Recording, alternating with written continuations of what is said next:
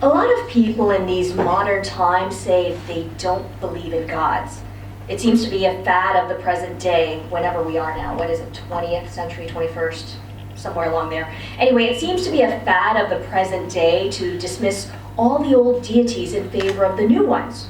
I don't know why. Allah, Osiris, Kali, they've all been around for a very long time, a lot longer than the internet, self-help, and L. Ron Hubbard. But perhaps that's why some worshipers become bored and they stop worshiping, they stop believing altogether. But us old-timers, we are good at godding. We know how to God. Still, a deity can't go on without believers. And so yes, some of us are dead now. Where do dead gods go, by the way? Do you wonder? Do gods have an existence in the afterlife? I wonder too, and I sure as Hades don't want to find out. There used to be 7 of us up here, up on top of the frozen world. It got a little crowded sometimes. There were disputes over boundaries, over territory, over jurisdiction. But basically we all rubbed along, and it was just the same as we'd done all along for so many millennia. In the good times, we were praised, and in the bad times, we were prayed to.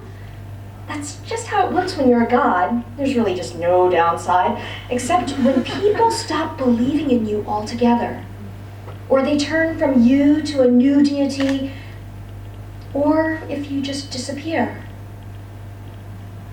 I was talking to an oil man in a bar in Kaunak once, and he was surprised to learn that the Inuit had 7 gods of the hunt, in one form or another. I was surprised he was surprised, just as I've never got over the weirdness of your language. For example, you have one word, just one, for snow. Well, because there's hunting in the sea and hunting on the land, you see. I told him like I was explaining it to a little child, an infant. There's hunting on your own, there's hunting with a tribe, there's net fishing and spear fishing, and whale and seal and shark hunting. They're all different. What? You want one god to look after all of that? Have you seen the size of a minnow? Have you seen the size of a whale? I guess, he said. But I could tell he didn't really care. He was more into hunting pussy than anything else. He was lucky he didn't try to get it on with my sisters, Armakat, Falak, or Senga. Both of them would have killed him on the spot without a second thought. It wouldn't have been viewed as any sort of divine execution, of course. It would have just looked like, what, a heart attack? But we hunting goddesses, we take no prisoners. What would be the point? The rest of the family always said I was a soft touch, the weak one, not just the goddess of the hunt, but of fertility and medicine too. That's why I don't mind flirting with out-of-towners when the chance arises. They all looked down on me way back when, especially Tekket Sertok. Well, who's master of Caribou now that they are all on the endangered list? Nobody, that's who. Because Caribou can't pray and nobody else believes in you anymore, Tek. Poor Tek, he never listened. Neither did the others. People will always want children. They're going to need medicine, I would protest mildly as they lorded it over me. Nervik, Nujalik, Arnikogshak, and the rest of them. They scoffed, they laughed. People will always need the hunt, they said. What, one day people are going to stop eating fish? They're going to stop catching seal? You're crazy, Pinga. Get over yourself.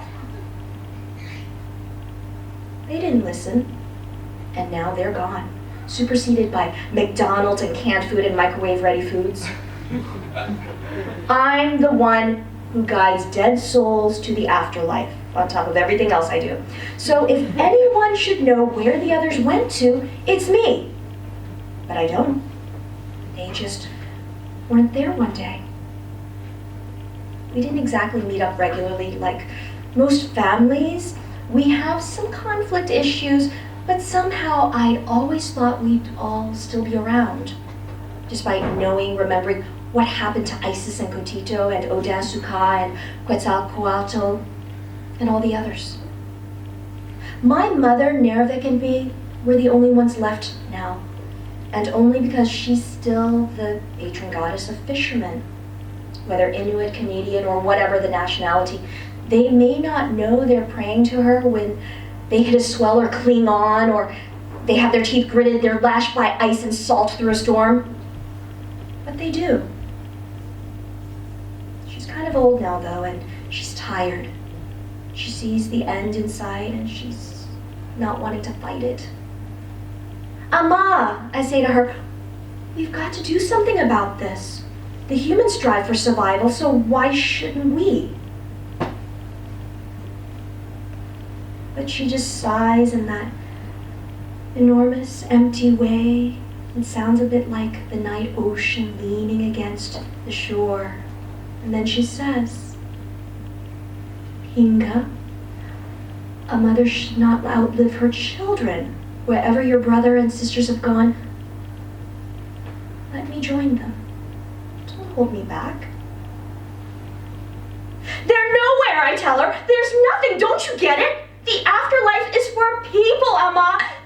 All we have is life. She shakes her head, she closes her gray blue eyes. There's ice behind them. It's creeping cold. There's a lot of nonsense talked about Inuit culture and customs, how my people abandon their elders on the trail if they aren't strong enough to keep up. This doesn't happen, especially not these days. What does happen, though, is suicide. When an elder feels himself to become a burden, but they're a little bit too weak to end their own lives, they can ask a relative to do it for them. And you can only refuse twice. After that, you have a sacred obligation to help them. Let me join them, she said again. And I know what she means. Please. I've got quite a spread of duties. There's birth, death, hunting, and health. And that keeps me vital. Perhaps that's why I won't lie down. Why I feel the urge to struggle for life. The last breath of air. The last drop of blood. Whether it's the blood of the hunter or the prey.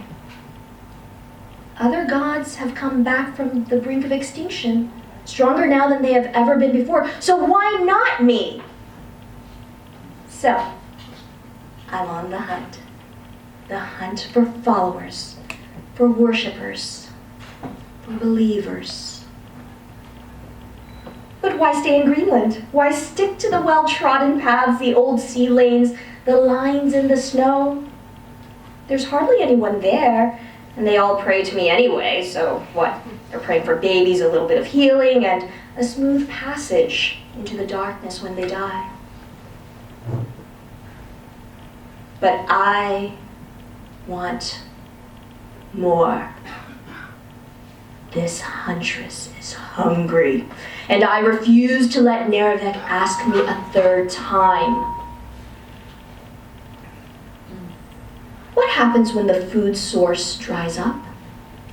Or it moves? The hunters follow it, that's what they do. Gods feed on belief. So I need to expand my horizons. I need to reach out to a whole lot of people, and I'm willing to travel.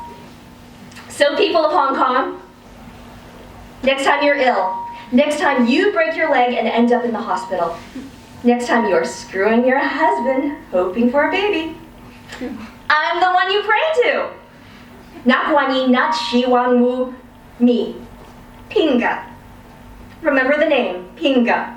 I may be new, I may be foreign, but I'm all about customer service. Try me out. See what I can do for you. What do you have got to lose?